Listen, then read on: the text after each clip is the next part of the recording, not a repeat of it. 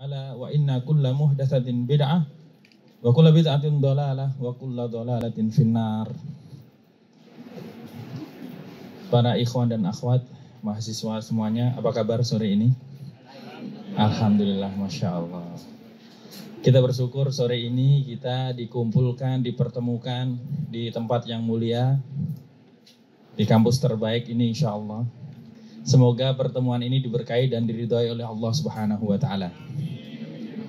Sore ini kajian kuliah tauhid, kita mohon kepada Allah Subhanahu wa Ta'ala, semoga Allah memberikan ilmu yang bermanfaat untuk kita semuanya. Amin.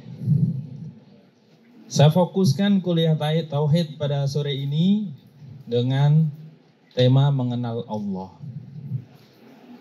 Karena ternyata banyak sekali kaum muslimin ketika ditanya siapakah Allah, dia tidak bisa mendefinisikan. Siapakah Allah, dia tidak tahu. Coba saya tes. Kalau saya tanya, yang ikhwan dulu, di manakah Allah berada? Surga. Langit ketujuh. Yang lain, jawaban lain. Sidratul Muntaha. Yang akhwat, di manakah Allah? Di mana-mana. Terus di mana-mana enggak di mana-mana, bingung. Di mana-mana enggak di mana-mana. Yang lain ada yang jawab mungkin? Bersemayam di atas ars. Baik. Di manakah Allah berada? Nanti akan kita bahas. Itu contoh. Sekarang kita awali pembahasan kita dengan kewajiban awal manusia. Seluruh manusia siapapun juga dia, maka ada kewajiban dasar yang harus dia lakukan. Ada 4. Barang siapa yang tidak melakukan 4 ini pasti dia rugi dunia dan rugi akhirat. Nah, diawali kewajiban yang pertama adalah ilmu, menuntut ilmu, berilmu, belajar. Saya tanya, surat yang pertama kali turun surat apa? Al-Alaq. Nama suratnya Al-Alaq. Kata yang pertama Iqra. Iqra artinya apa? Bacalah. Diperintahkan kita untuk berilmu, menuntut ilmu, mengejar ilmu. Apapun itu, baik ilmu dunia maupun ilmu akhirat. Terkait dengan kita sebagai muslim, maka yang diwajibkan kepada kita adalah menuntut ilmu akhirat diutamakan. Dan di seluruh ilmu itu yang wajib hanya 3.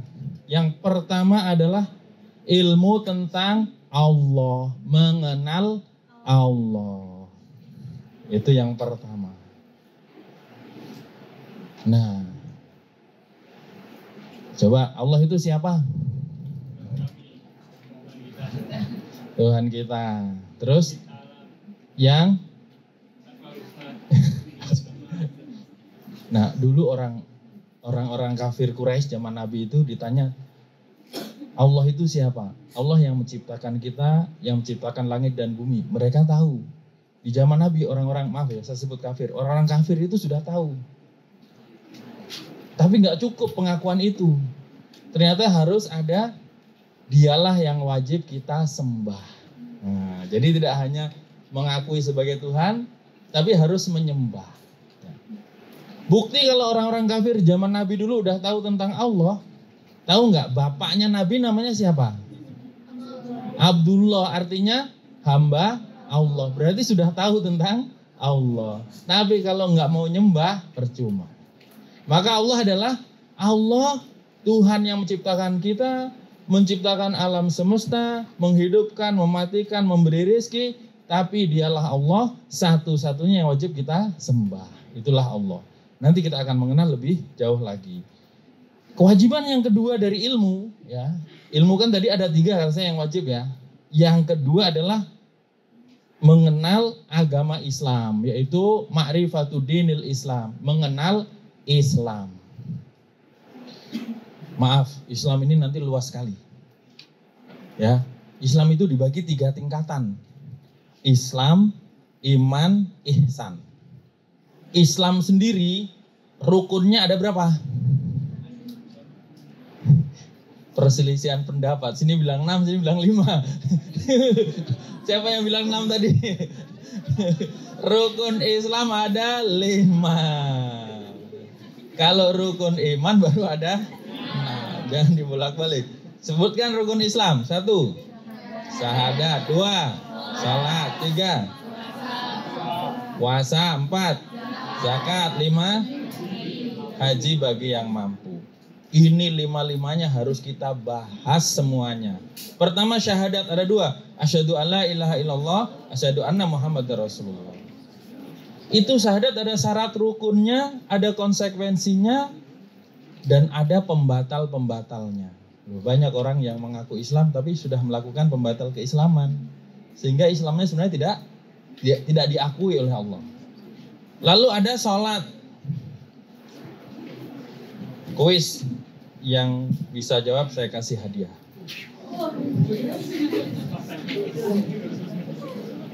Tahun berapa kewajiban sholat itu turun? Kewajiban sholat 5 waktu. Dilarang browsing. Sholat 5 waktu diperintahkan kapan? Pas Isra Mi'raj, tapi tahun berapa? Ini tahun berapa Hijriah? 0 Hijriah. Anda belum beruntung. Begini ya, Nabi itu diutus umur 40 tahun, berada di Mekah.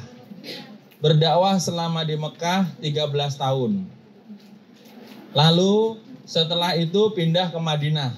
Menetap di Madinah 10 tahun, lalu wafat. Sehingga terakhir kota beliau itu adalah Madinah. Madinah disebut Madinatul Rasul. Nah, perintah sholat 5 waktu itu tidak dari awal. Dulu sholat yang pertama itu sholat malam dan sholat pagi sore. Baru setelah Isra Mi'raj itu turun perintah sholat 5 waktu. Aslinya itu 50 kali. Kalau 50 kali siapa yang enggak? Bentar-bentar sholat. 5 aja banyak yang salah. Pas dapat 50 banyak yang lupa. Banyak yang nggak ngerjain. Pas turun ketemu Nabi Musa, dapat perintah apa? Sholat 50 kali. Naik lagi, tawar. Nabi Musa naik lagi ditawar, diturunin. Berapa? Masih banyak. Naik lagi sampai dapat 5. Kata Nabi Musa, umat kamu itu nggak sanggup, umat kamu lemah. Minta keringanan lagi. Saya sudah malu. Akhirnya diterima 5. Tapi alhamdulillah, umatnya Rasulullah, satu kebaikan pahalanya 10. Jadi 5 itu sama dengan 50. Kapan kejadiannya itu? Kejadiannya adalah 2 tahun sebelum hijrah. 2 tahun sebelum hijrah, tahun ke-11 kenabian. Tahun ke-11 kenabian. Yang jawab tadi siapa? Yang jawab Isra Mi'raj siapa? Boleh dapat hadiah, tapi jawabannya kurang pas, jadi satu-satu ya, dikit-dikit nggak apa-apa ya, ambil ya. Ambil satu-satu. Satu buat akhwatnya. Kalau jawabannya tepat ya banyak hadiahnya. Kan nyerempet. Baik, itu perintah salat 5 waktu. Kemudian rukun Islam yang ke-3, puasa. Puasa tahun berapa? Kalau puasa perintahnya itu pas Nabi udah di Madinah, tahun kedua Hijriah. Lalu ada zakat, lalu ada haji. Zakat itu apa? Zakat apa? Harta yang wajib dikeluarkan dengan kadar tertentu pada waktu tertentu. Bagi orang kaya diberikan kepada orang miskin. Pertanyaan lagi, kuis. Yang bisa jawab dikasih hadiah. Kan di Indonesia banyak nanam padi. Zakat itu ada nisab dan haul. Nisab itu kadar minimal dia punya harta. Haul itu kepemilikan setahun. Tapi kalau padi, itu setiap panen dia harus keluarkan. Cuman ada minimalnya. Ayo, minimal berapa?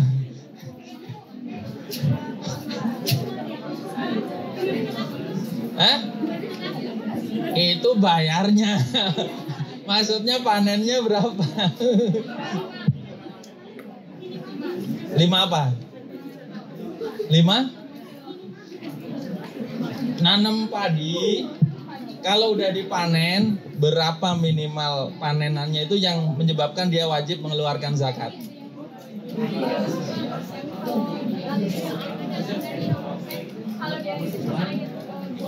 Betul, itu 10% itu kewajiban yang dikeluarkan. Maksud saya kadar minimalnya berapa? Hah? Dalam hadis itu 5 wasak. 5 wasak itu kalau di kilo menjadi 650 kilo. Nah, kalau panenan mencapai 650 kilo, maka wajib mengeluarkan. Kalau tanda hujan 10%. Misalnya panen 1 ton berarti 1 kintal. Kalau diairi biaya-biaya pupuk tenaga, maka 5%. Begitu. Baik, sudah jawab dapat hadiah. Ya. Lanjut, tadi ada haji.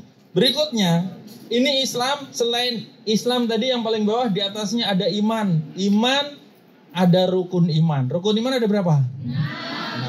1, 2, malaikat dulu. 3, kitab. 4, Rasul. 5, hari akhir. Terus 6, iman kepada takdir. Nah, kita akan bahas sebagian dari iman kepada Allah ini nanti, mengenal Allah. Iman yang kedua, iman kepada malaikat. Kuis lagi. Biar semangat nanti mengkaji ya. Banyak penasarannya. Malaikat itu makhluk yang Allah ciptakan punya sayap. Di dalam surat Fatir. Uli ajnihatin matna wa thulatha wa ruba. Ada yang 2, ada yang 3, ada yang 4. Yazidu fil khalqi ma yasha. Allah menambah bagi yang dikehendaki. Malaikat Jibril itu sayapnya ada berapa? Siapa yang tahu? 70.000, Anda belum beruntung. 60, Anda juga belum beruntung. 600, baik. Dapat hadiah.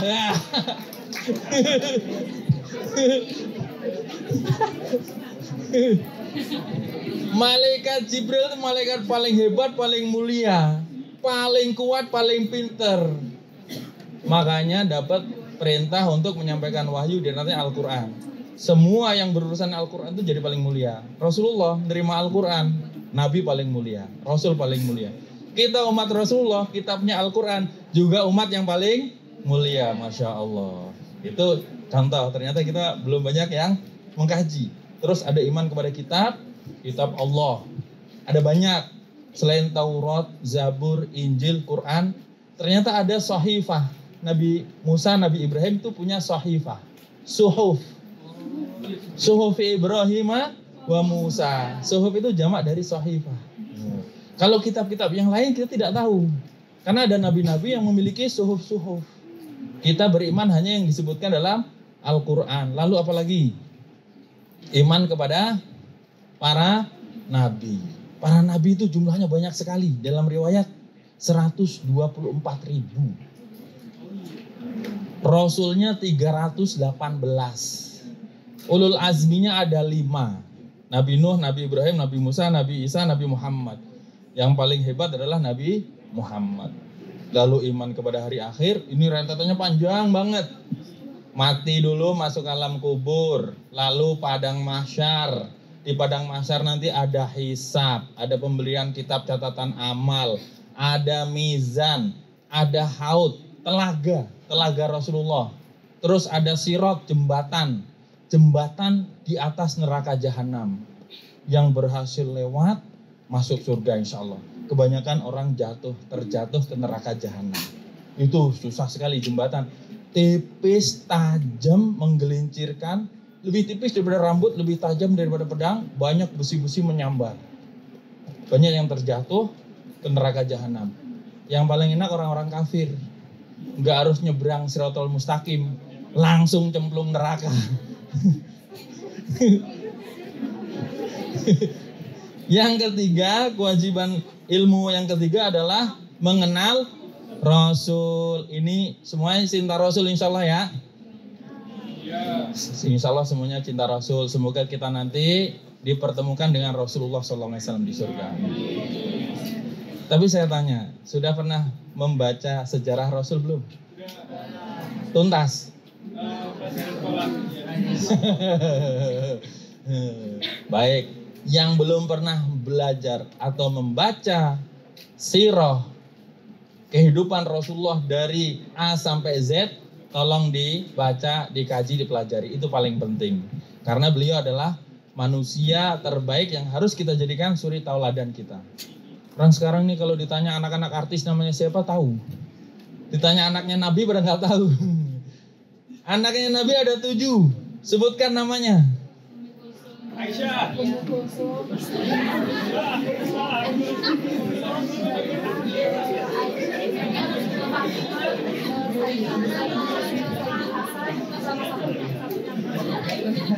Kalau Hasan Husain itu cucu.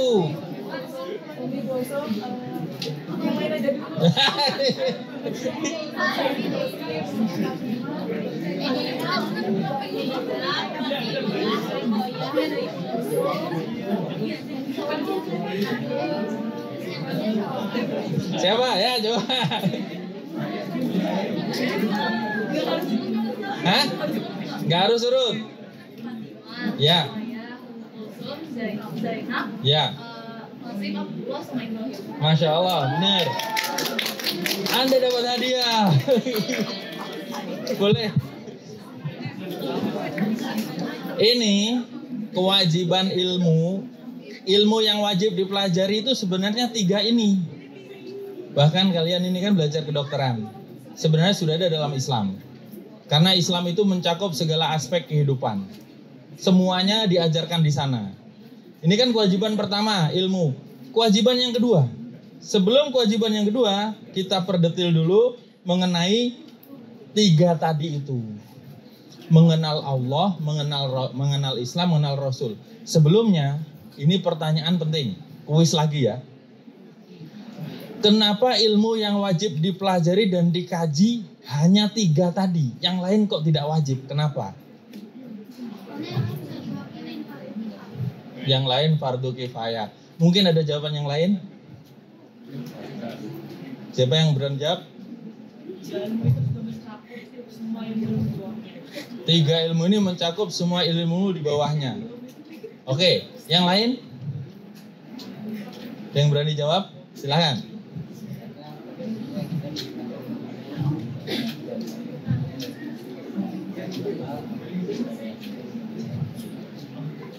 Baik. Ada lagi?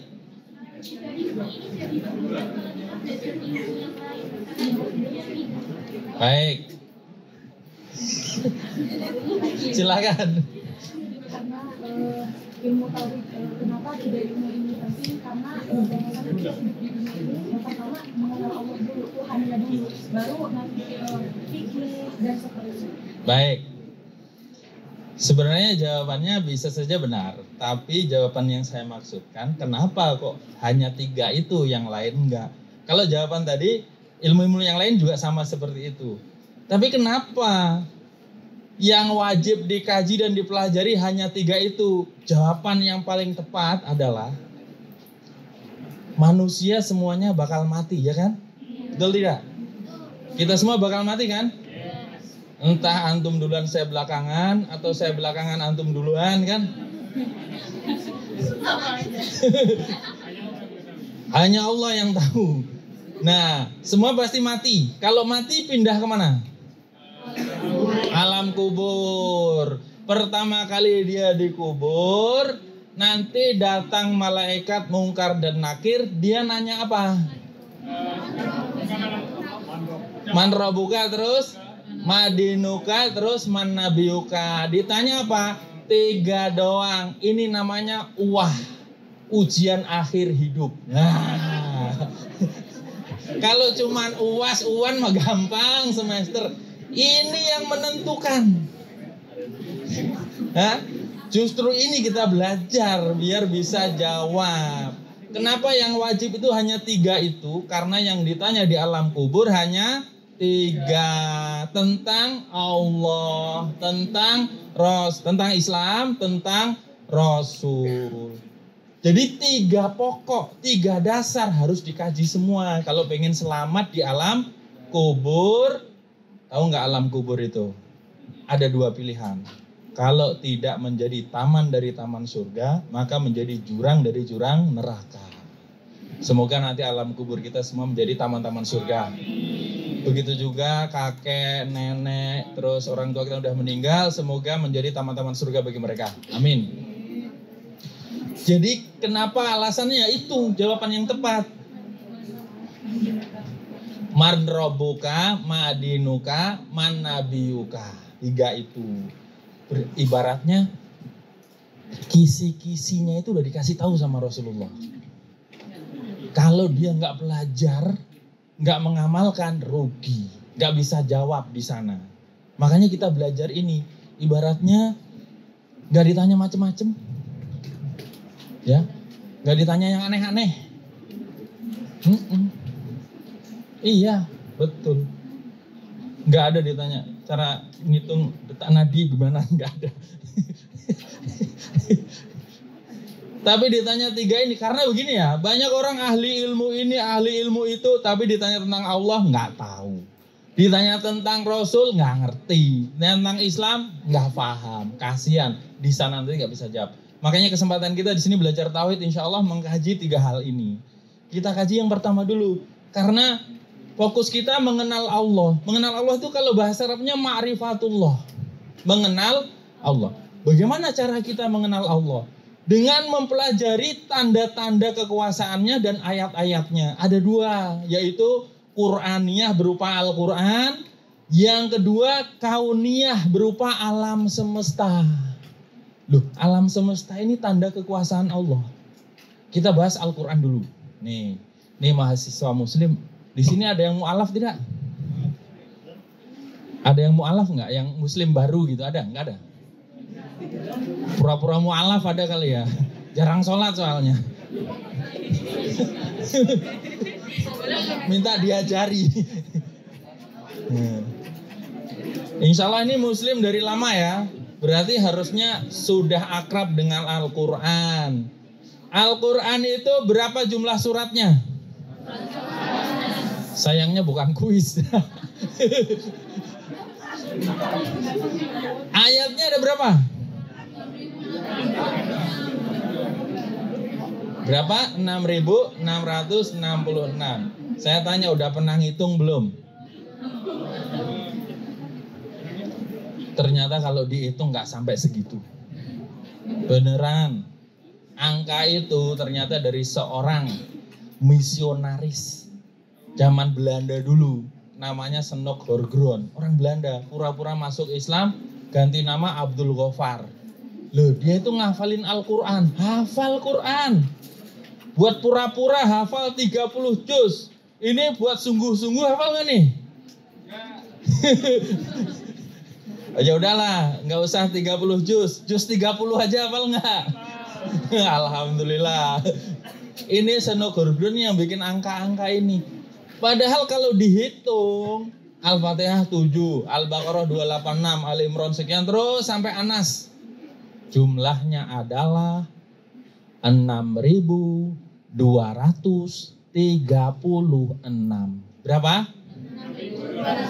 Nih, jumlah ayat Al-Quran 6.236. Saya tanya di sini yang bisa bahasa Arab siapa? Bisa bahasa Arab. Kalau ngomong Arab kan bisa kan? Ngomong Arab bisa kan? Coba Arab. Nah, bisa ngomong Arab. Fasih ngomong Arabnya, Arab. Gini maksud saya. Kalau kita nggak paham, nggak bisa bahasa Arab, nih ya, Al-Quran itu pakai bahasa apa? Kita harus belajar bahasa Arab supaya paham Al-Quran. Apalagi ini saya yakin yang duduk di sini ini tingkat kecerdasannya di atas rata-rata.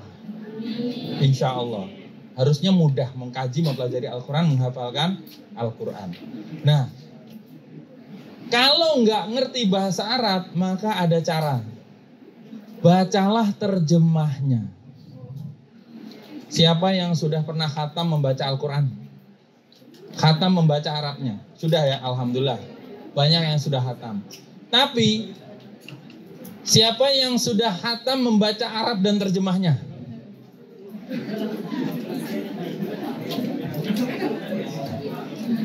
Tugas ya. Tugas untuk kebaikan kita bersama, hubungan antara kita dengan Allah. Supaya kita paham Al-Quran. Katanya berpegang teguh kepada Al-Quran dan hadis.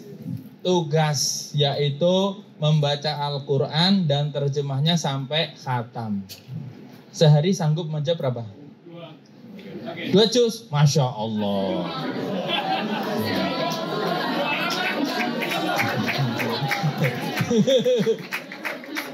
Imam Syafi'i rahimahullah, kalau bulan Ramadan membaca Al-Quran itu beliau 1 hari itu khatam 2 kali. Ya, karena Imam Syafi'i dari umur 6 tahun sudah hafal Al-Quran ngelontok sudah. Bacanya bisa cepat. Masuk akal tidak? Masuk akal. Guru saya itu yang paling bagus hafalannya, cepat lancar, baca 1 juz itu 10 menit. Al-Quran kan 30 juz. Kalau 1 juz 10 menit, dia butuh berapa menit? 300. 300 menit itu berapa jam? Sehari berapa jam? Berarti kalau 5 tambah 5 masih nyisa kan? Masuk akal. Baca Al-Quran itu bisa cepat. Kalau sudah lancar, Al-Fatihah bisa 1 nafas.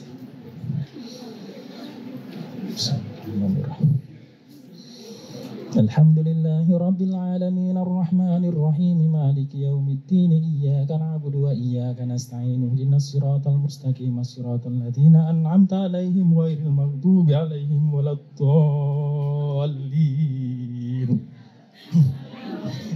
Karena saya teriak-teriak, biasanya nafas panjang. Ini tadi karena udah teriak-teriak. Tapi bisa, 1 nafas Al-Fatihah bisa selesai.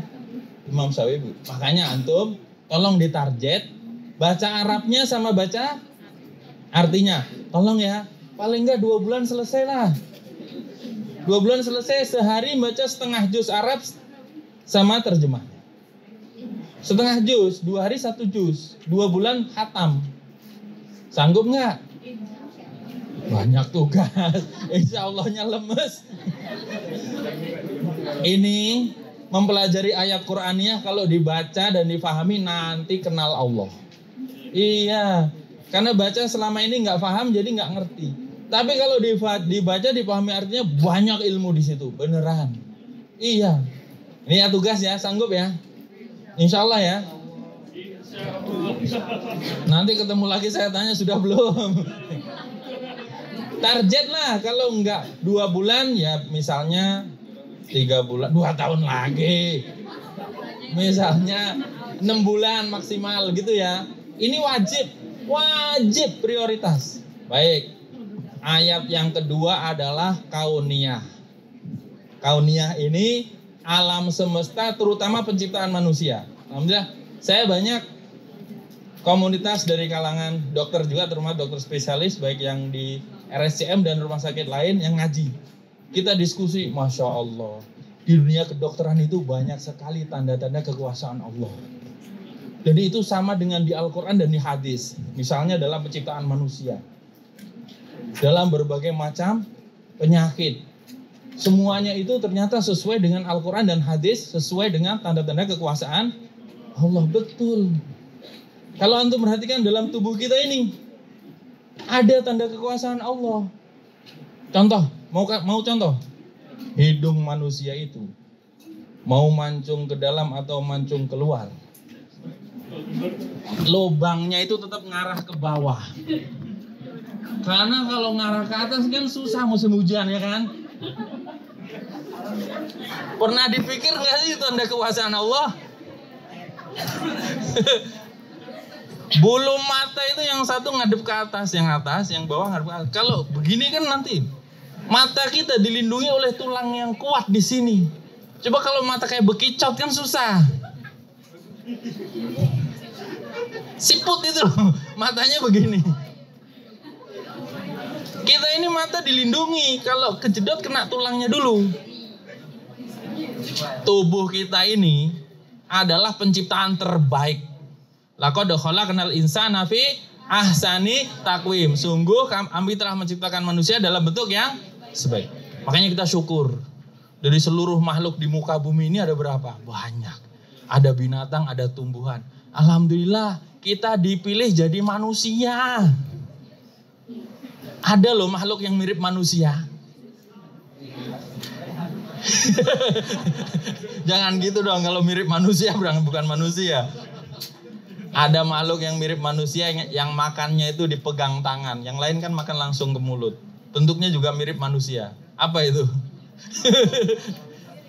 Alhamdulillah kita diciptakan sebagai manusia, sebagai khalifah di muka bumi. Jadi pelajarilah Al-Quran, pelajarilah ayat-ayat berupa alam semesta untuk mengenal Allah. Lah terus tadi saya kan sudah nanya di manakah Allah? Jawabannya aneka macam ragam. Yang benar, Allah itu bersemayam di atas arsy. Itu yang benar. Innallaha alal arsy istawa. Ar-Rahmanu alal arsy istawa. Surat Toha. Ar-Rahmanu alal arsy istawa. Allah yang Maha Rahman bersemayam di atas arsy, di atas langit yang 7. Yang jawab di atas arsy tadi siapa? Bolehlah kasih hadiah ya. Ini kalau hadiahnya habis berarti sudah. Silakan. Baik, Allah itu bersemayam di atas arsy. Ada yang mengatakan Tuhan di mana-mana. Ada yang mengatakan Tuhan dekat urat nadi. Tadi malah saya bingung. Tidak di mana-mana dan di mana-mana. Maaf, itu biasanya jawaban orang-orang sufi. Orang-orang sufi itu agak membingungkan. Saya dulu sufi, sudah mantan tapi. Mumet jadi sufi. Kita ngikutin Quran hadis saja yang selamat. Quran hadis pemahaman salaf. Oke, Allah bersemayam di atas arsy. Tapi kan ada ayat surat Al-Hadid ayat 4. Allah yang menciptakan langit dan bumi. Kemudian bersemayam di atas arsy. Allah tahu apa yang naik ke langit. Allah tahu yang turun ke bumi. Allah tahu yang masuk ke dalam bumi, yang keluar dari bumi. Terus Allah berfirman, wa huwa ma'akum aina ma kuntum. Dan Allah bersama dengan kamu dimanapun kamu berada. Padahal ayat yang atasnya tadi bersemayam di atas arsy. Loh, gimana ini? Bersemayam di atas arsy tapi kok bersama dengan manusia di mana manusia berada. Ini tolong perhatikan biar paham. Ternyata kebersamaan itu kan tidak harus bersanding. Betul tidak? Nih kalau lagi kangen-kangenan, jiwaku kan selalu bersamamu. Aku di sini bersama kamu, ya kan? Nggak harus bersanding kebersamaan itu. Allah bersemayam di atas arsy, tapi kasih sayang Allah, pengawasan Allah, ilmu Allah, penjagaan Allah bersama dengan manusia, bersama dengan seluruh makhluknya. Mau tahu analogi, mau tahu ini nggak? Logikanya nggak? Ada pepatah mengatakan begini, rembulan itu menyertai kemanapun musafir pergi. Bisa dipahami kata-kata ini ya? Rembulan di mana? Di atas, musafir di mana? Di bawah. Tapi masih bisa dipahami, ternyata kebersamaan tidak harus bersanding. Allah Maha Suci, kalau dikatakan Tuhan ada di mana-mana, kan ada tempat kotor. Di dunia ini kan, di toilet, misalnya nggak mungkin Allah berada di tempat yang kotor, tapi Allah tahu. Inilah keyakinan Ahlussunnah wal Jamaah. Allah bersamayam di atas arsy, tapi ilmunya meliputi mencakup segala sesuatu, kasih sayangnya. Demikian. Berikutnya ma'rifatud dinil Islam, mengenal agama Islam. Tadi sudah saya sebutkan, Islam ada 3 tingkatan. Islam ada 5 rukun. Iman, ada 6 rukun, kemudian ihsan. Apa itu ihsan? Ada yang tahu tidak? Ihsan itu adalah, kalau artinya kebaikan. Definisi dalam hadis adalah anta'budallaha ka'annaka tarahu fa illam takun tarahu fa innahu yaraka. Ihsan itu adalah kalau kamu beribadah kepada Allah seakan-akan kamu bisa melihat Allah. Yakin. Tapi kalau kamu tidak bisa begitu, kamu harus yakin bahwa kamu dilihat oleh Allah. Ihsan artinya kebaikan. Jadi orang itu cenderung kepada kebaikan terus. Gak ada pikiran yang menyimpang. Kalau sudah derajat ihsan, ini berat. Makanya orang berbuat baik itu sering disebut muhsinin. Ya. Karena derajat ihsan itu tinggi. Dia sudah merasa diawasi oleh Allah. Ada seorang ulama mengatakan gini kepada anaknya, wahai anakku, silahkan kamu berbuat maksiat sesuka hati kamu. Gak masalah. Yang penting syaratnya, jangan kelihatan oleh Allah. Bisa nggak? Bisa nggak? Jadi dulu itu ada guru ngetes murid-muridnya. Muridnya masing-masing suruh membawa burung dan pisau. Pisau, pisang. Kalau beli nasi ayam tolong jangan dicampur. Harus dipisah. Nanti nasinya dimakan sama ayamnya. Ini saya burung sama pisau dibilang pisang. Burung sama pisau masing-masing. Sampai di kelas gurunya bilang, nak sekarang ujiannya adalah kalian semua harus berani nyembelih burung itu. Tapi dengan syarat, carilah tempat yang gak ada yang lihat. Gak ada siapapun yang lihat.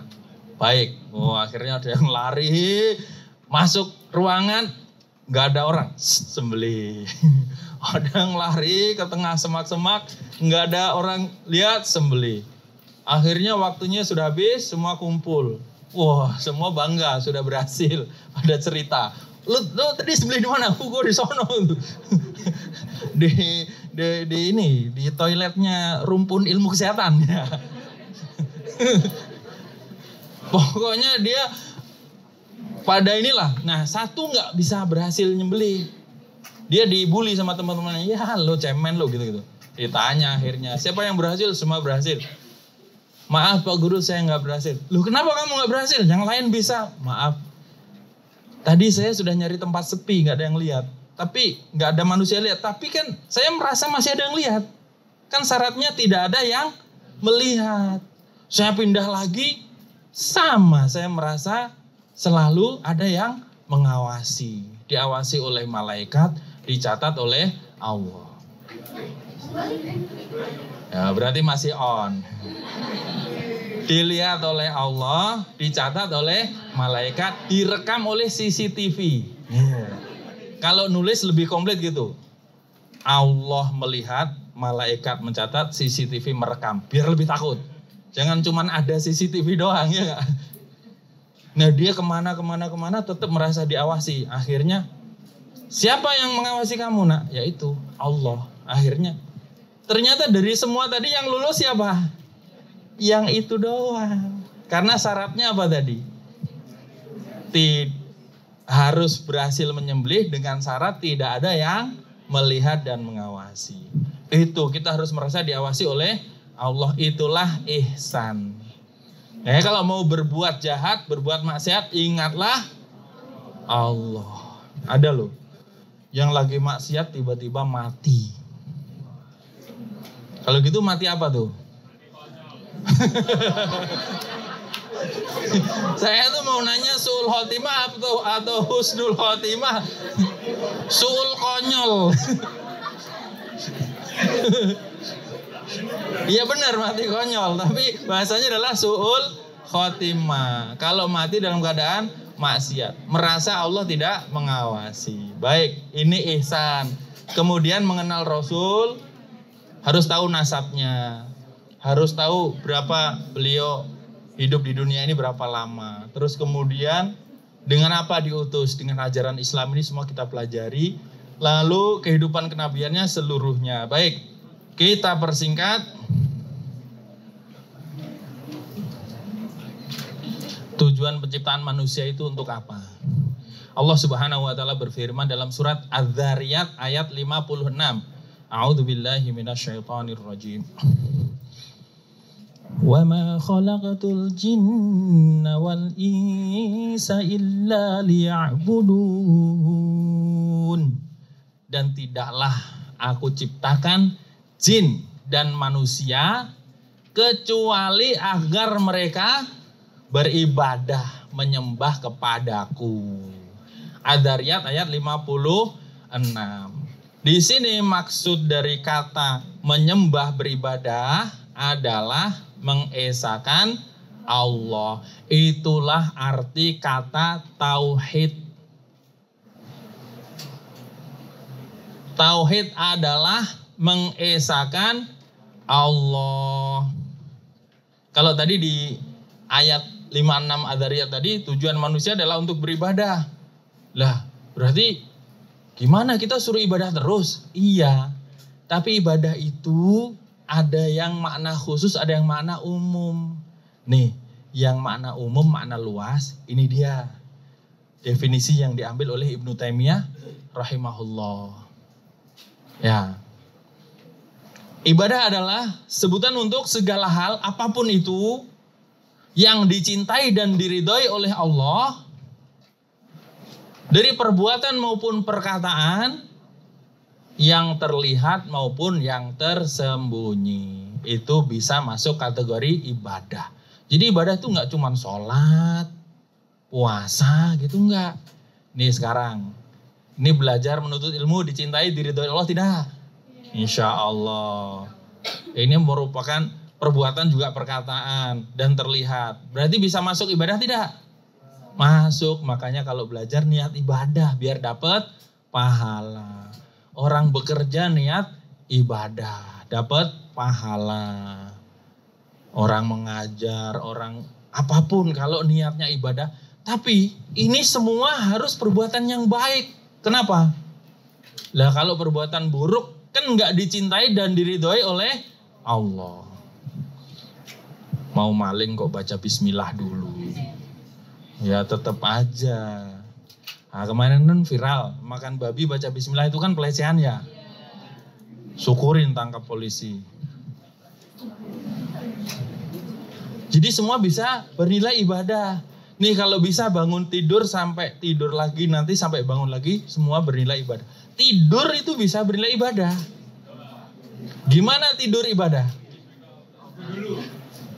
Boleh wudu dulu, terus tidurnya baca doa, terus miring ke kanan. Tidur telentang boleh nggak sih? Ya nggak boleh lah, bahaya. Telan obeng aja bahaya, apalagi telentang. Biar nggak ngantuk ya, maaf. Tapi kalau maksudnya rebahan begini boleh. Kadang-kadang miring ke kanan. Baca doa dalam kondisi suci kalau bisa. Nanti bangunnya baca zikir, baca doa. Siapa yang tadi bangun tidur baca doa? Alhamdulillah. Terus setelah bangun ngapain? Pertama kali wudu dulu, jangan sholat subuh dulu. Nah, tapi bangun tidur itu cuci tangan dulu. Cuci tangan dulu. Setelah itu baru wudu. Kalau memang dia harus mandi, mandi. Kadang-kadang ada yang, maaf ya, sudah dewasa semua kan ada junub dan harus mandi. Baru nanti sholat. Kalau bisa sholat tahajud dulu, walaupun 3 rakaat, nanti terus sholat subuh. Yang laki ini bagusnya di masjid. Gitu ya. Sholat di masjid. Baik. Semua yang kita lakukan tadi, aktivitas makan, minum bisa ibadah tidak? Gimana ceritanya makan, minum bisa ibadah? Ya. Jadi orang itu ya, ini nggak ada gelasnya apa nih? Udah nggak apa-apa. Saya mau kasih contoh aja. Minum itu bisa dapat pahala yang banyak. Minum bisa dapat pahala yang banyak. Yang pertama, dia duduk. Duduk lebih utama daripada berdiri. terus dia tidak nyender. Rasulullah tidak pernah makan minum dalam kondisi nyender. Begini. Nah, jadi adab makan itu lebih bagus duduk, walaupun kalau terpaksa berdiri boleh, tapi itu kalau terpaksa.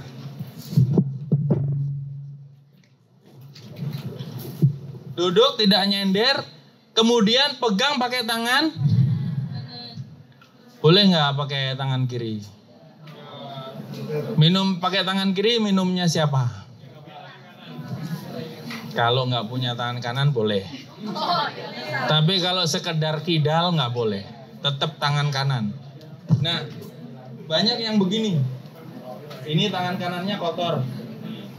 Terus begini. Pernah lihat kayak gitu? Sering. Ini minum pakai tangan kanan atau tangan kiri? Kiri didorong kanan. Maka kategorinya kiri. Nggak boleh itu. Itu di dalam kitabnya Ibnu Qayyim, Ighatsatul Lahfan min Masaidis Syaitan, itu adalah hilatul iblis, jebakan iblis. Ya. Yang kiri didorong dengan kanan tadi nggak boleh, udah kanan aja. Kalau kotor, cuci dulu atau minum aja, nanti kan nggak ada yang pakai bekas kita juga. Ya kan?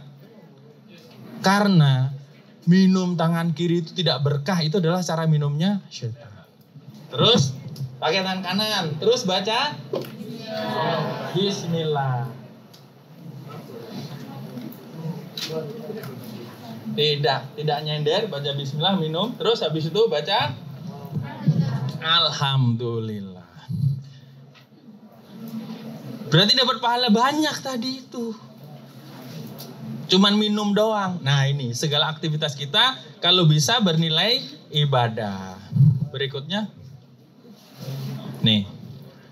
Dari seluruh yang diperintahkan oleh Allah Subhanahu wa taala, perintah yang paling agung adalah tauhid. Tauhid itu apa?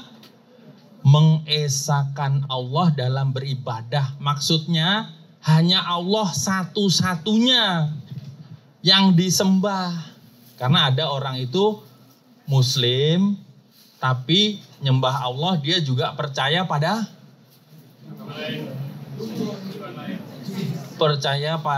keyakinan-keyakinan lain.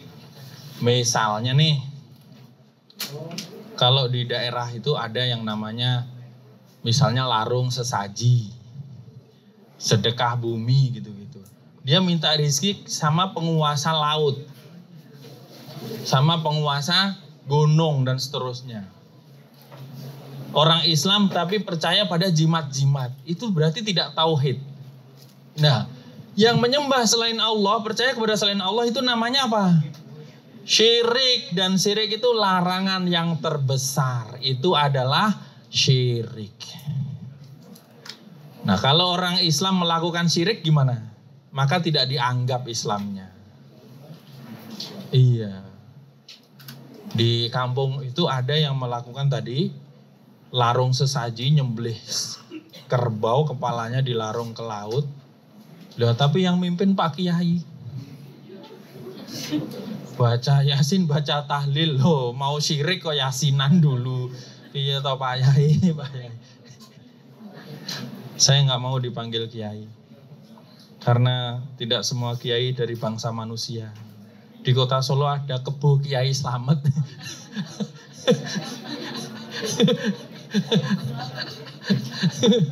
Jadi gimana itu? Nah, kebo itu bikin syirik, maaf ya. Iya, orang percaya. Itu kerbau kalau pas malam 1 suro keliling kota, maaf nih. Saya kan pernah ke Pergok gitu ya, macet. Ternyata ada itu, jam 1 malam, jam 12 keluar. Kalau buang kotoran kebo, dipakai rebutan. Katanya berkah. Berkah apaan kotoran kebo? Itu keyakinan orang-orang. Padahal banyak mengaku sebagai muslim. Ini syirik. Yang datang ke dukun, yang percaya pesugihan, jimat-jimat, yang percaya feng shui, horoskop, rasi bintang, zodiak. Ini bulan apa nih? September bintangnya apa?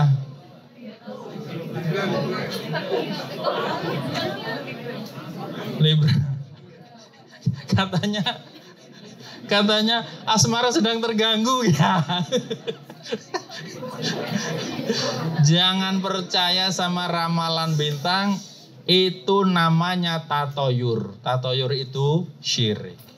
Maka nanti kita belajar lebih jauh tentang tauhid dan syirik. Banyak orang terjerumus dalam syirik, dia tidak sadar. Sedikit lagi. Inilah tauhid. Tauhid adalah mengisahkan Allah dalam ibadah tapi dibagi 3. Untuk memudahkan kita memahami tauhid, tauhid itu dibagi 3. Yang pertama tauhid rububiyah. Masih ada waktu? Dikit. Yang pertama tauhid rububiyah, kedua tauhid uluhiyah, ketiga tauhid asma wa sifat. Apa itu tauhid rububiyah? Dari kata Rob menjadi rububiyah, dari kata ilah menjadi uluhiyah. Rob artinya Allah itu adalah yang menciptakan kita, ya. Kemudian yang memberi rizki, yang menghidupkan, yang mematikan, yang mengatur alam semesta. Itu arti kata Rob. Kalau kita mungkin diartikan Tuhan. Tapi nggak tepat lah. Saya nggak suka disebut kata Tuhan karena agama lain juga menyebut kata Tuhan. Jadi kita sebut Rob atau Allah. Allah. Nah, itulah makna kata Rob menjadi rububiyah. Kemudian dari kata ilah menjadi uluhiyah.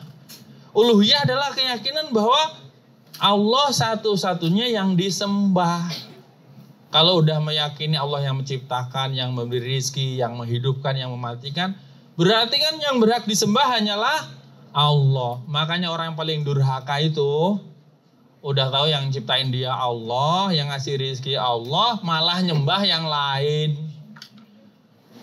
Kadang-kadang manusia itu aneh. Ada manusia nyembah sapi, ada tidak? Yang nyembah sama yang disembah bagusan siapa? Pinteran siapa? Berarti orang musyrik itu yang paling bodoh sedunia itu. Ada lagi yang nyembah monyet. Itu masih mending. Yang nyembah sapi sama nyembah monyet masih bisa gerak-gerak lah ya. Lah yang nyembah patung, nyembah batu ada nggak? Banyak.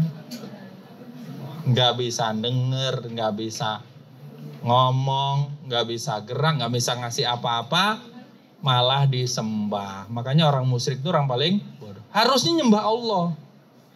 Nah, kalimat tauhid itu adalah la ilaha illallah. Saya akan luruskan makna la ilaha illallah. Apa artinya la ilaha illallah? Maaf, perhatikan baik-baik, catat. La ilaha illallah kalau diartikan tidak ada Tuhan selain Allah, kurang. Nggak pas. Yang benar adalah tidak ada ilah atau sembahan yang berhak disembah. Harus ada kata yang berhak disembah. Kalaupun pakai kata Tuhan, harus ada kata yang berhak disembah. Tidak ada sembahan yang berhak disembah kecuali Allah. Mengartikannya begitu. Kenapa? Kalau ngomong tidak ada Tuhan selain Allah, ternyata ada Tuhan-Tuhan banyak tadi kan? Ada Tuhan pohon, ada Tuhan batu, ada Tuhan apalagi? Sapi, monyet, ada Tuhan handphone gitu kan. Waktunya sholat masih gini aja. Handphonenya jadi Tuhan. Pokoknya semua yang melalaikan dan dikalahkan Allah daripada dia itu bisa menjadi Tuhan. Nah, kalau dikatakan tidak ada Tuhan selain Allah kan ada Tuhan-Tuhan itu.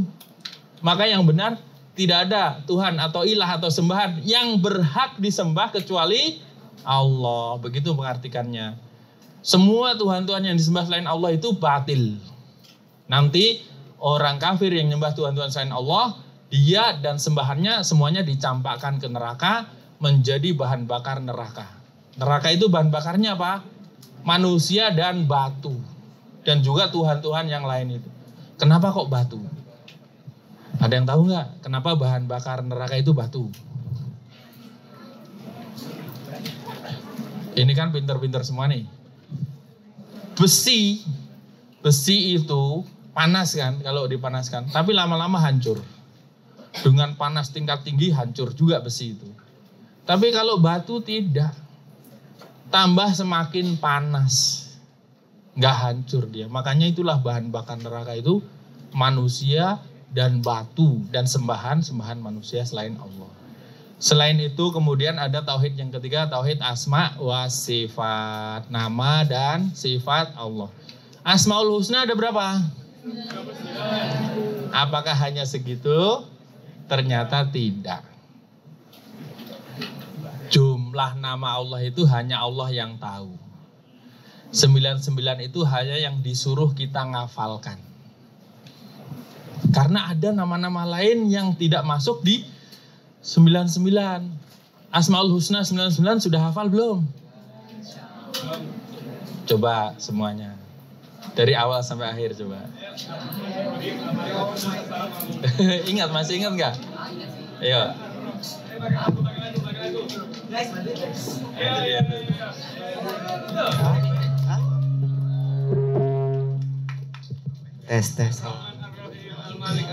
Tes.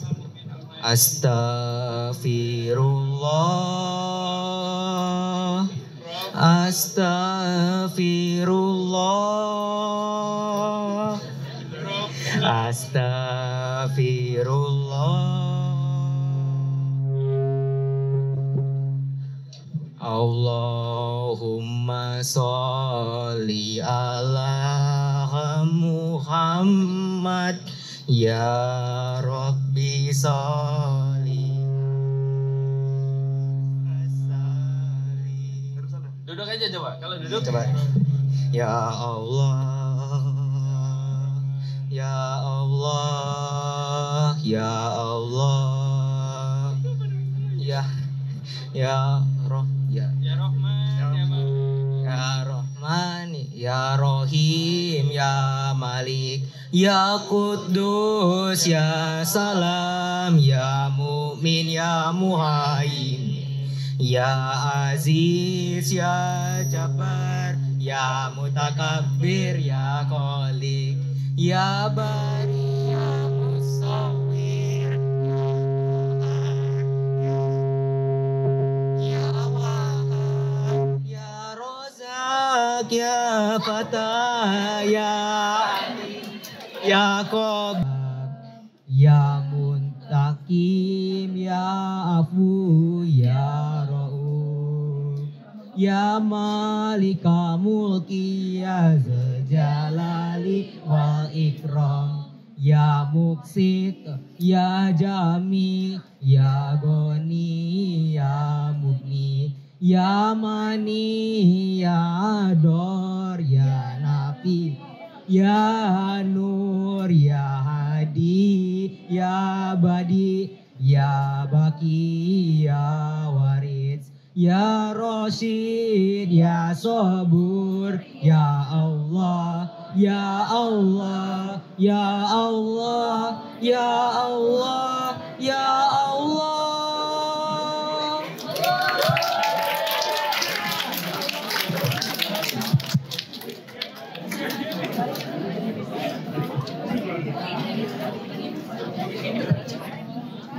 bagusnya kasih hadiah nggak nih? Tapi nyontek sih. Kasih berarti. Kasih berarti. Boleh kasih. Kasih aja. Nah, boleh nih.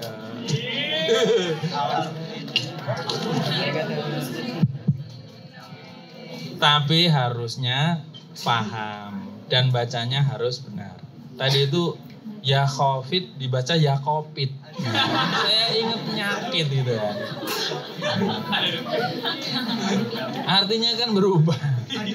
Tolong 99 ini dipahami maknanya betul-betul supaya kita mengenal Allah. Dari nama-namanya kita lebih mengenal Allah. Nama Allah tidak hanya 99. Ini yang disuruh kita ngafal. Rasulullah SAW bersabda, Innalillahi tis'ah wa tis'una isman. Allah memiliki 99 nama. Faman ahsaha dakhalal jannah. Siapa yang hafal dan melaksanakan konsekuensinya, dia akan masuk surga. Tapi tidak hanya 99, yang tahu jumlah pastinya hanya Allah. Karena selain itu ada nih Ada subuh, nggak masuk di 99. Kudus, kalau kudus ada lagi di sana Asyafi, ada lagi Arhamur Rahimin, Khairul Ghafirin, Maliki Yaumiddin dan seterusnya. Banyak nama selain itu. Jadi nama Allah itu banyak. Nah sekarang selain nama ada sifat. Berapa sifat Allah? Sifat Allah lebih banyak lagi dari namanya. Karena setiap nama mengandung sifat. Kalau yang terkenal sifat Allah itu ada nih. Ada Qudrah, Iradah, Ilmu, Hayat, Sama, Basar, Kalam, Istiwa, Ulu, Ma'iyah, Hub, Ridha, As-Sukhtu. Sukhtu itu membenci, marah. Wajhu, Allah punya wajah. Yadu, Allah punya tangan. Al-Ain, Allah punya mata. Nuzul, Allah juga turun. Di sepertiga malam terakhir Allah turun ke langit dunia. Ini dia sifat-sifat Allah. Berarti kan tadi nama sama sifat lebih banyak kan mana? Sifat. Kenapa? Karena setiap nama mengandung sifat. Baik. Kewajiban yang pertama kan ilmu. Tadi mengenal Allah semua itu. Kewajiban yang kedua adalah mengamalkan ilmu.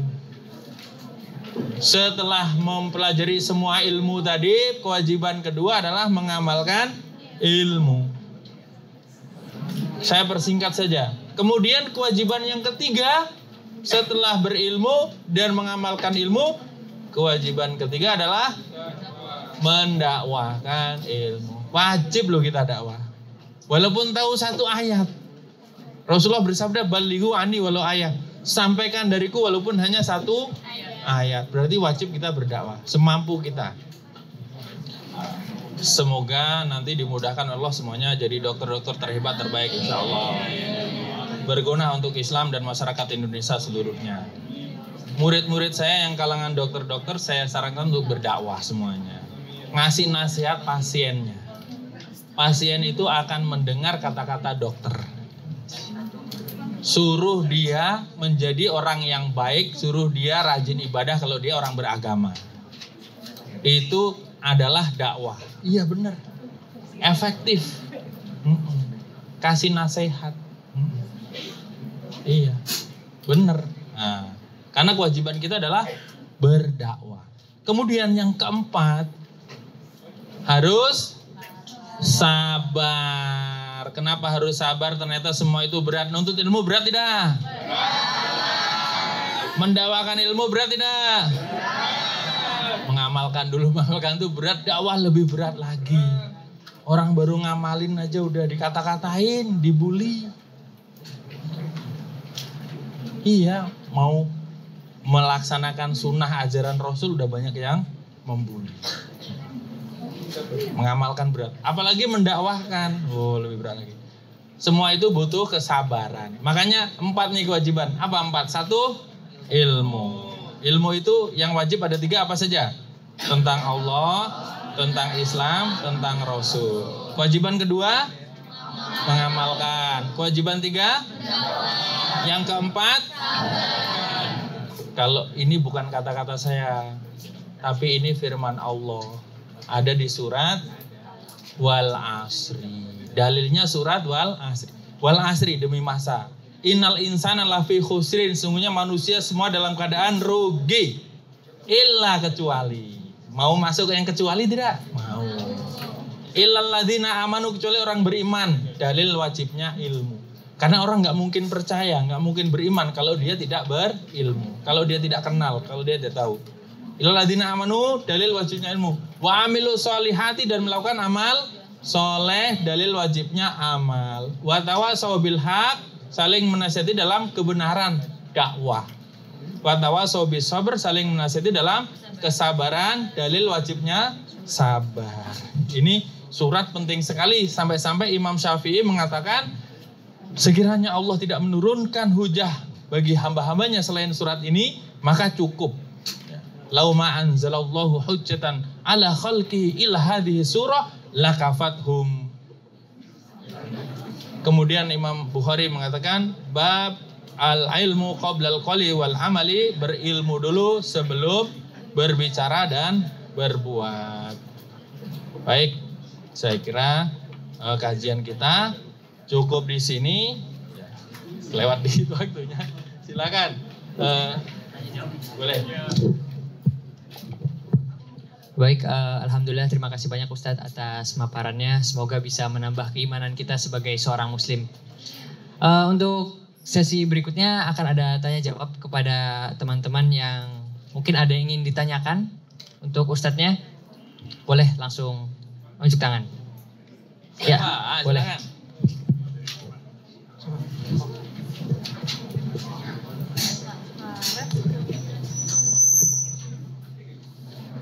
Assalamualaikum warahmatullahi wabarakatuh. Waalaikumsalam.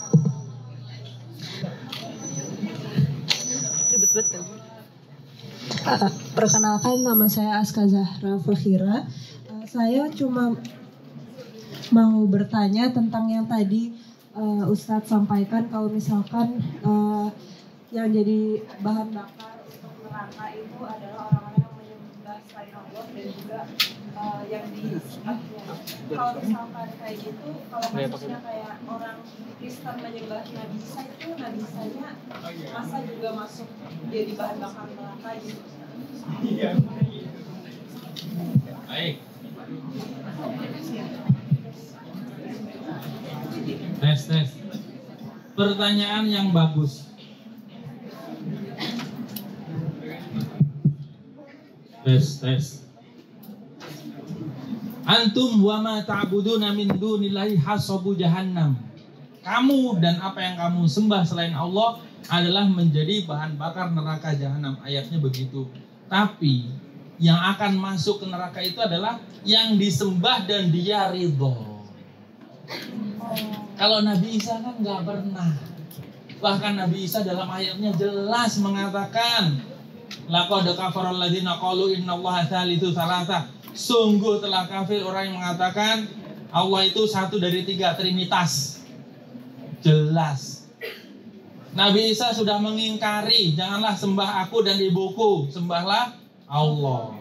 Kalau Nabi Isa sudah mengingkari, berarti Nabi Isa berlepas diri dari orang-orang yang berlebih-lebihan.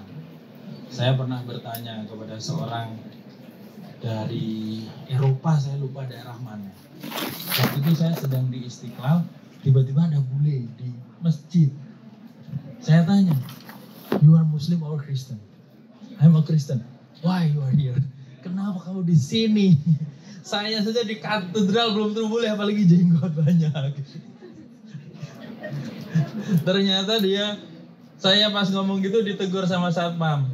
Pak, maaf, ini masjid ini bukan hanya masjidnya kaum muslimin, ini tempat wisata juga. Innalillahi wa inna ilaihi raji'un. Harusnya orang kafir kan nggak leluasa, boleh masuk, tapi bukan dijadikan masjid itu sebagai wisata. Intinya kemudian saya dialog, baik Pak, saya cuma mau ngobrol doang. Saya dialog panjang lebar, kayaknya sampai konsep Trinitas tadi. Coba kamu jelasin deh tentang Trinitas itu seperti apa. Dia aja bingung jelasinnya, apalagi saya lebih bingung, ditambah bahasa Inggris agak nggak nyambung-nyambung ya kan. Intinya Trinitas itu membingungkan. 1 sama dengan 3, 3 sama dengan 1. Bingung.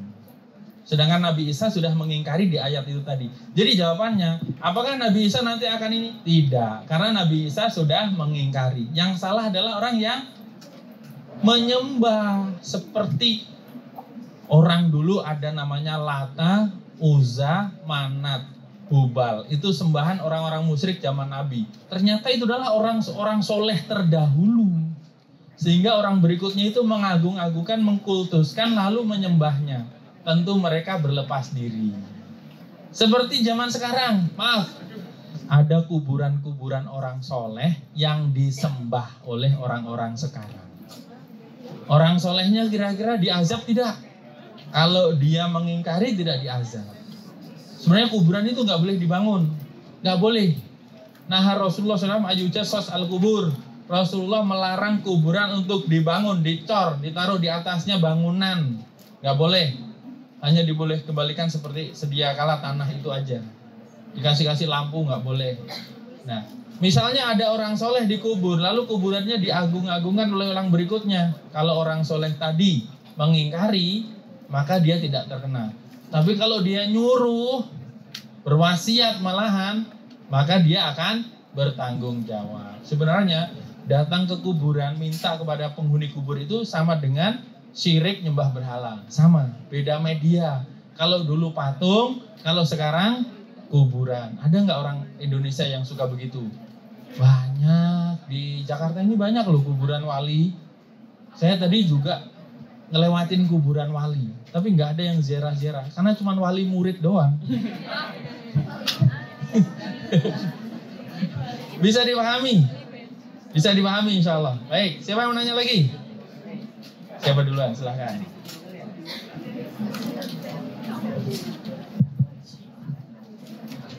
Assalamualaikum warahmatullahi wabarakatuh. Waalaikumsalam warahmatullahi wabarakatuh. Selamat sore Ustadz, perkenalkan saya Wafa dari kelompok Akhwat 12.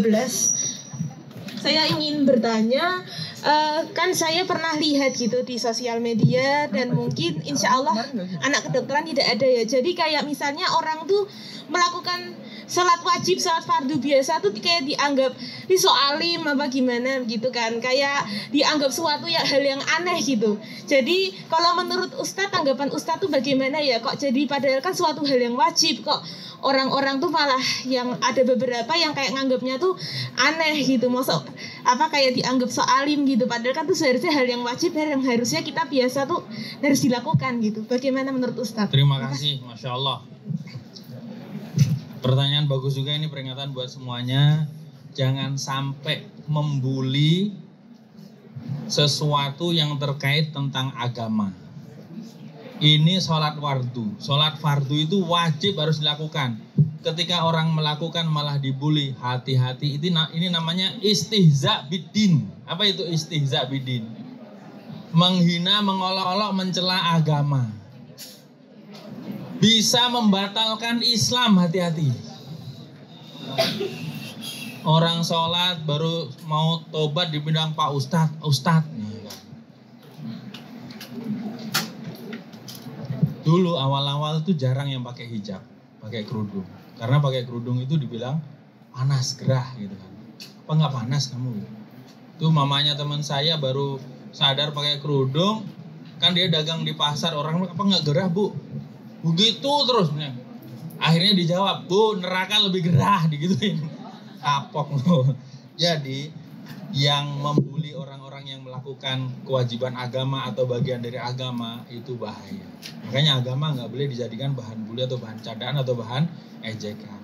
Maaf, level tertentu yang melakukan ini bisa keluar dari Islam karena mengolok-olok agama. Istihza biddin itu bagian dari 10 pembatal keislaman. Bisa aja nanti kalian harus tahu apa itu pembatal keislaman, pembatal syahadat, supaya tidak terjerumus. Sehingga pura-pura Islam ternyata nggak diakui sama Allah, kan rugi itu kan. Nah, sudah bisa dipahami. Jadi jangan sampai, harusnya alhamdulillah teman kita sudah sadar, ayo ikut gitu harusnya. Malah dibully. Apalagi yang dibully tentang agama. Berarti dia nantang sama Allah secara tidak langsung. Begitu. Ada banyak loh. Maaf ya. Kalau laki itu kan memang bagusnya celana memang di atas mata kaki ya. Harusnya ya. Bagusnya ya. Kan kadang ada yang mulai begitu langsung dikata-katain. Dikatain banjir katanya. Nih, kalau saya alhamdulillah nggak ada yang ngatain. Teman baru pakai jenggot dikit, cuman berapa helai doang udah dikata-katain. Ngatainnya gimana? Mbak. Alhamdulillah saya nggak ada yang ngatain. Kalau ngatain saya, bertarung nyawa sama saya. Nah, teman saya itu akhirnya gini, sini. Kalau yang punya jenggot itu embek, yang nggak punya jenggot suka nyalak-nyalak itu apa? Anjing. Mana lebih mulia? Digituin. Berarti dia nggak punya jenggot. Terus gini contoh, di Arab ada orang punya jenggot begini. Di sana banyak juga yang nggak suka, orang-orang liberal itu. Padahal kita mau menjalankan sunnah nih ya, nggak ganggu siapa-siapa kan. Tapi kalau melihara jenggot harus ikutin sunnah Nabi. Jangan sunnah McGregor. Dia jenggotan juga, nggak dapat pahala. Sunnah Nabi. Dia itu sama istrinya bawa anak kecil. Lalu istrinya pengen ke toilet. Terus anaknya suruh megang dia. Anaknya rewel. Kan istrinya lagi ke toilet. Suruh megang dia, anaknya rewel nangis. Terus ada orang yang laki, jenggotnya ini bersih gitu. Terus, sini coba aku pegang anakmu. Dia pegang, ditimang-timang. Kok diem? Terus dia bilang gini, makanya kamu, jenggotmu itu bikin anak kamu nangis saja. Apa kata yang tadi jenggotan? Kamu jangan begitu.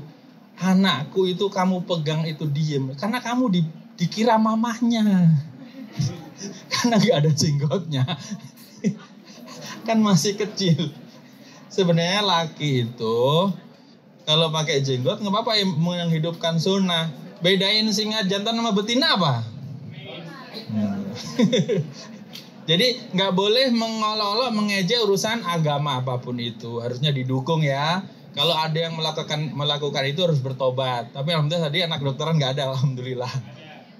Nggak ada bedanya. Semoga memang nggak ada. Baik, bisa dipahami insya Allah.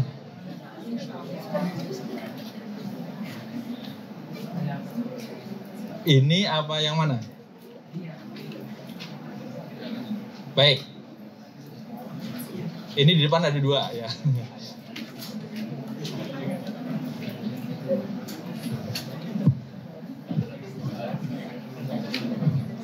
Assalamualaikum warahmatullahi wabarakatuh. Waalaikumsalam.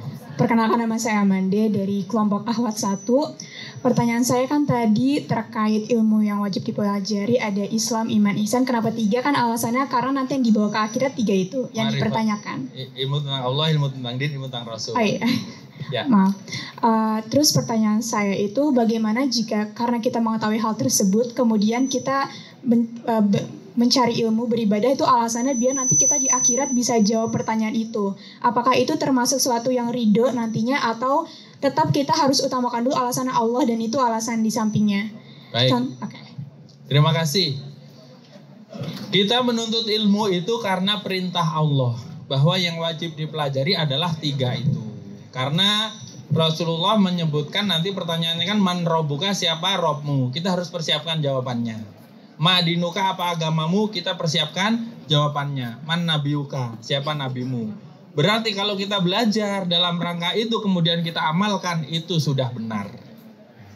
Semuanya harus dilakukan karena Allah. Yang penting tidak karena orang lain, karena kepentingan dunia, karena riya dan seterusnya. Demikian. Jadi tidak masalah, memang tujuan kita agar selamat di akhirat mengkaji ilmu itu dan mengamalkannya. Baik. Tadi mana? Udah langsung aja. Silakan berdiri. Assalamualaikum warahmatullahi wabarakatuh. Waalaikumsalam warahmatullahi wabarakatuh.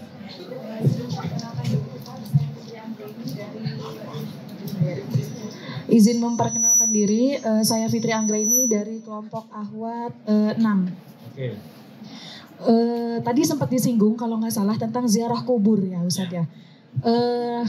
Ziarah kubur katanya syirik ya. Tadi Ustadz sempat disinggung. Jika enggak, sebentar Ustadz. Maaf Ustadz. Nah enggak. Pertanyaannya seperti ini Ustadz. Bagaimana jika orang-orang yang umroh, kan itu ziarah ke makam Rasulullah kepada baginda ya Ustadz. Ingin meminta wasilah syafaatnya Rasulullah dan saya sendiri sering ziarah ke makam Wali Songo gitu. Karena saya ingin mendapat wasilah, bukan ingin bukan menjunjungkan makomnya, tapi karena saya ingin meminta barokahnya gitu Ustaz. Lantas bagaimana tanggapan jenengan Ustaz terhadap permasalahan ini? Terima kasih. Terima kasih. Tes. Dengar nggak nih? Dengar. Kecil dong. Ziarah kubur, perhatikan supaya tidak salah paham. Ziarah kubur asalnya dulu awal-awal Islam itu dilarang. Kuntu nahaitukum an ziyaratil kubur, kata Rasul. Aku dulu melarang kalian ziarah kubur. Tapi kemudian beliau memerintahkan fazuruha al-an. Sekarang silahkan kalian ziarah.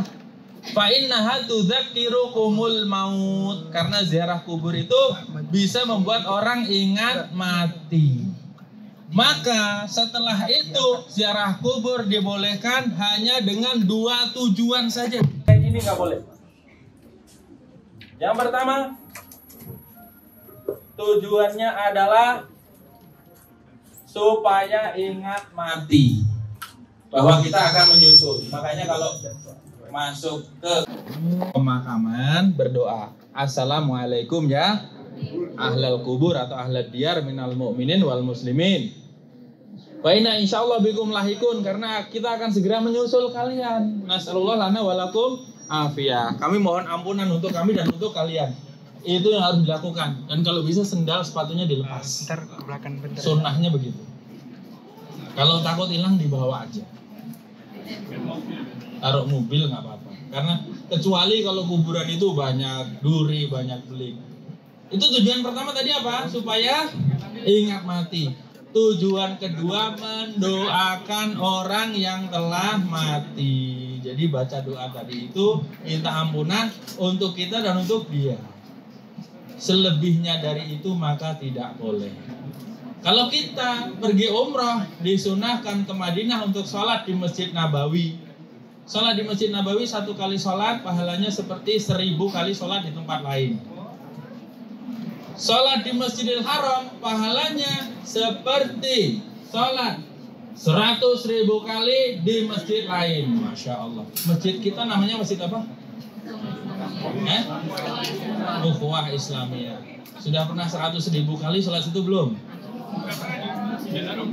Di situ di Ukhuwah. Tapi kalau di Masjidil Haram sama dengan 100.000 kali sholat bareng. Masjidil Aqsa sama dengan 100 kali. Nah, ketika kita ke Madinah itu tujuannya adalah ke Masjid Nabawi, karena Rasulullah ada di situ. Kita ziarah, kita mengucapkan salam untuk Rasulullah, kemudian Abu Bakar dan Umar karena di sebelahnya. Jadi di kuburan Nabi itu ada Abu Bakar, ada Umar sebelahnya. Yang kita lakukan ke situ adalah mengucapkan salam dan mengucapkan sholawat, tapi tidak berdoa kepada Rasulullah. Mengirim salam dan sholawat. Bagaimana dengan orang-orang yang ziarah kubur Wali Songo? Ini mohon maaf, Mbak siapa namanya tadi? Mbak Fitri. Saya dulu juga diajarin kayak gitu, Mbak.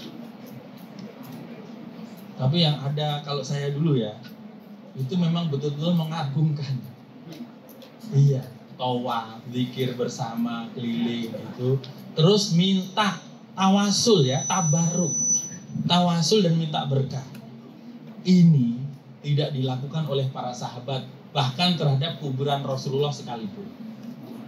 Jadi kita ziarah ke kuburan siapapun boleh dengan 2 tujuan itu. Kalau berdoa minta berkah kepada orang yang sudah mati itu salah. Yang benar kita doain dia, kan kita nggak tahu di sananya dia diapain ya nggak. Kalau dia udah dapat nikmat, kita doain tambah nikmatnya. Kalau dia sedang dapat siksa, kita doain insya Allah diringankan atau diampuni. Itu yang terbaik yang saya pahami. Karena saya dulu mantan seperti itu, Mbak. Sekarang sudah tidak lagi. Karena saya nggak masuk akal saja. Nih maaf, di Cikini itu kan ada kuburan. Keluar airnya. Orang-orang pada ngambil berkah katanya. Padahal itu maaf kuburannya kakeknya umi saya. Umi saya orang Kuitang, keluarga Kuitang, Habib Kuitang. Nah, ternyata itu air apa? Air pam bocor. Bener, karena bau kaporit. Tapi dianggapnya berkah. Mohon maaf, ini saya buka-bukaan aja. Jadi yang benar kalau kita misalnya ziarah Wali Songo atau Wali Murid atau Wali apapun, maka kita doakan mereka, bukan malah minta berkah atau wasilah tawasul. Apa artinya tawasul wasilah? Mengambil perantara. Berdoa tidak langsung kepada Allah, tapi kepada penghuni kubur fulan dan fulan. Padahal kalau berdoa langsung kepada Allah. Bolehnya bertawasul itu orang yang masih hidup kita minta doanya. Amal soleh yang kita lakukan atau dengan tadi Asmaul Husna. Ini yang saya pahami. Mbak Fitri bagaimana? tanggapannya. Maaf, Ustaz. Saya dari Pondok Pesantren Darussalam. Gontor. Saya Darussalam. Iya, saya dari Pondok Pesantren Darussalam bukan pesantren Cirebon. Oh, Cirebon ya. Maksud saya seperti ini, Ustaz. Kami diajarkan oleh para kiai di sana untuk ziarah ke Wali Songo. Wali Songo itu kan Habib Lutfi bin Yahya saja kan ziarah ke makam Wali Songo itu untuk meminta barokah. Jadi barokah seperti ini, Ustaz. Mungkin Baik.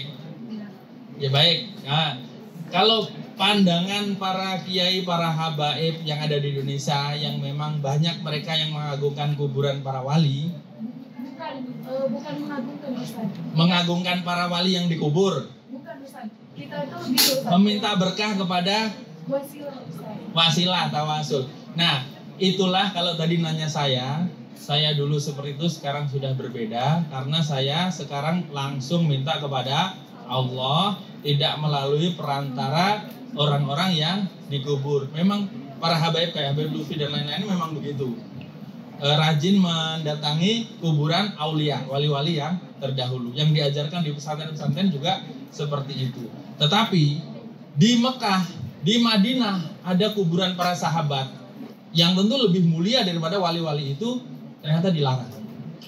Hamzah radhiyallahu anhu, paman Rasulullah yang saya di perang Uhud, kuburannya nggak ada yang begitu karena dilarang di sana. Di Saudi dilarang, mohon maaf Mbak, kalau di Saudi memang dilarang mengagungkan kuburan, maksudnya meminta wasilah, tawasul atau apapun, karena di sana dari zaman Nabi itu tidak ada dan dijaga. Padahal Rasulullah kan di sana, harusnya Islam kan turun temurun di sana, tapi di sini itu terpengaruh dengan orang-orang di Yaman. Di Yaman juga gitu. Saya belajar di Yaman dan saya dapati banyak yang melakukan itu. Tapi memang sekarang saya sudah berpikir yang lain berbeda dengan mereka. Mohon maaf. Jadi kalau nanya bagaimana saya, maka begitulah pendapat saya berdasarkan yang saya pelajari selama ini. Kita doakan saja para wali yang berjasa membawa Islam ke sini, kita doakan semoga Allah terima amal mereka. Ya, tetapi kita tidak berlebih-lebihan, tidak hulu terhadap mereka. Demikian. Dan maaf, sejarah Wali Songo itu masih perlu dikaji ulang. Misalnya Sunan Kalijogo, Jogo Kali yang tongkatnya tambah panjang ketika bertapa di sungai. Kalau bertapa kan nggak ada ajaran Islam. Ini mohon maaf banget ya. Kan nggak boleh bertapa kita. Nah itu. Mohon maaf ya Pak ya kalau ada perbedaan dengan para habaib dan kiai itu. Tapi inilah yang saya paham. Dikasih nggak? Sudah habis? Udah mau maghrib, Ustaz. Oh ya, mohon maaf ya.